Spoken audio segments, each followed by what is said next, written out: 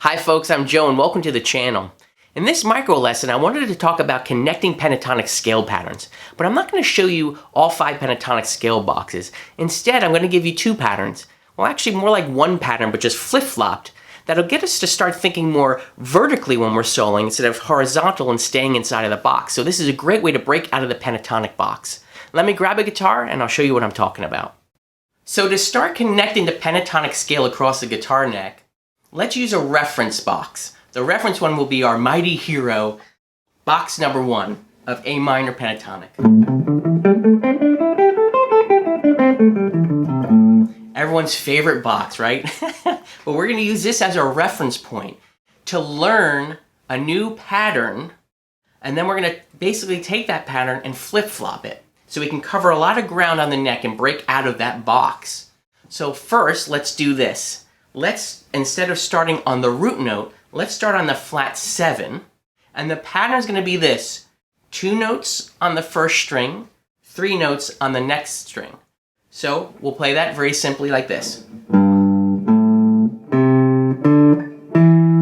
you notice to play the 3 notes, I'm just going to slide my 3rd finger up.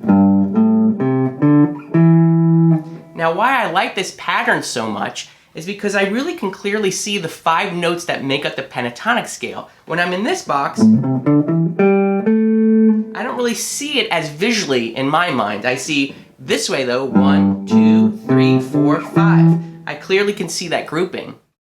And I now know the notes, right? I'm starting on the flat 7 to the 1, to the flat 3, to the 4, and the 5. Now let's take the same exact pattern and do the same thing on the next string over. Well, why does this work? Because we're an octave apart.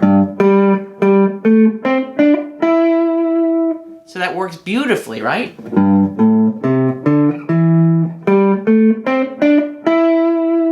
And we could do the same thing on the next string over, but the way the guitar is tuned, we're just going to have to move up a half a fret. A half a fret. 1 fret. I wish there was a half a fret.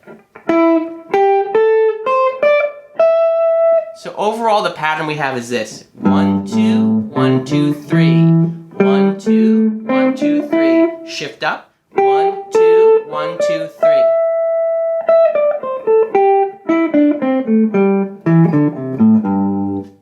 Now that's a very simple pattern to memorize because it's the same thing across all strings. And it's nice, we're already starting to cover a lot of ground on the guitar. Well, now let's take this pattern and flip-flop it. So in a way, I know I said in the beginning that there's 2 patterns. There's really just 1 pattern, just flip-flopped. And why does this work? Well, if we look at our box 1 again, our reference box, we know that when we start on the first finger, we're playing A minor pentatonic. But if we start with our pinky, we're actually playing a C major pentatonic. That famous Motown sound that we're all familiar with. So what if we took our pattern and flip-flopped it and start on where our pinky would be in this box 1 pattern? And pattern again would be this now: 1, 2, 3, 1, 2. So 3 notes on the first string, 2 notes on the next string, and the pattern repeats. And then again, adjusting for the way the guitar is tuned, do the same thing: 3 notes, and then 2.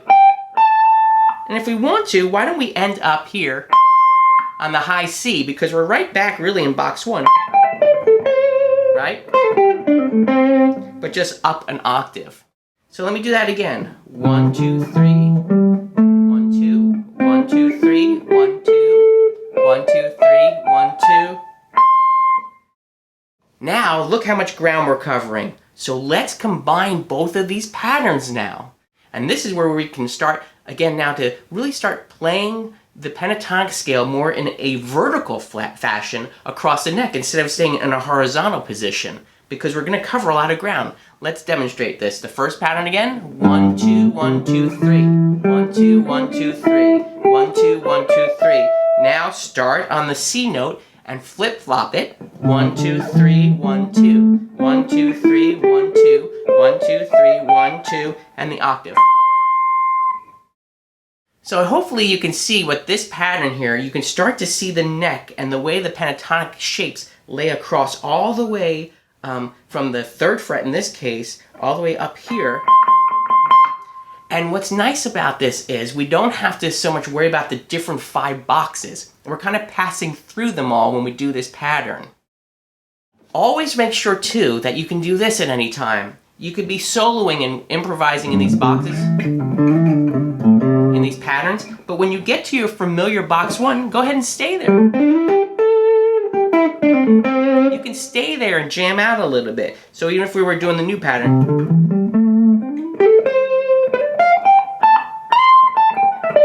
you know, you can stay right inside that box.